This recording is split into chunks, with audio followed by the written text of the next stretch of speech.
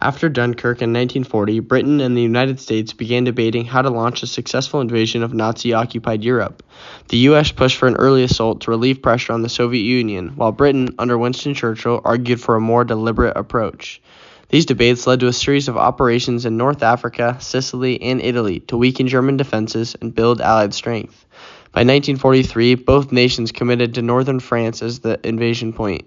The planning was immense. Millions of tons of supplies had to be stockpiled, troops trained, and a massive fleet assembled.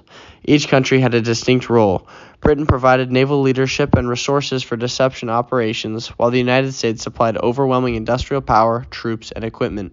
Together they devised a plan to coordinate land, sea, and air.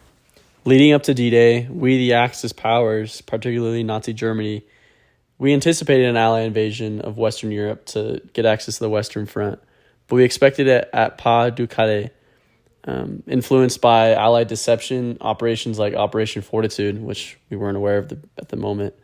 But to prepare, we constructed the Atlantic Wall, a coastal defense system including bunkers, mines, and obstacles. Despite Field Marshal Rommel's efforts to fortify Normandy, limited resources and manpower left areas poorly defended.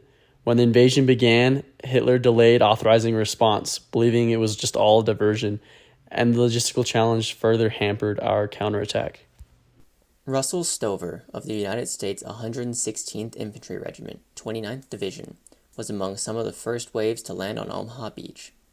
Forced to disembark earlier than expected, he and his regiment faced a long trek to the high water mark on the shore, over 200 yards spent mostly wading through the ocean.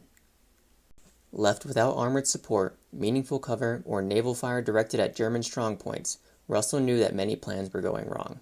His only saving grace was a grass fire on the bluffs that obscured his division with smoke. Sergeant Richard W. Herklotz, also of the 29th Division, saw the costly consequences of the assault, recalling seeing casualties floating in the water, and for hours after the initial landings, he watched the tide bring out the debris and bodies of those who had fallen.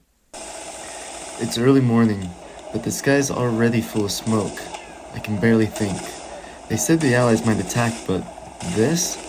The sea is covered with their ships, so many I can't count.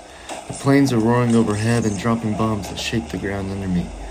I'm in a bunker, gripping my rifle so hard that my hands hurt. The others? Some of them are already gone. I hear shouting. Orders in English, I think it's English? They're coming. They're charging up the beach and we're trying to hold them back, but how do you stop something this big? My heart's racing. I don't know if I'll make it through today. I just keep wondering, if I don't, will anyone even remember me? Or will I just disappear like so many others?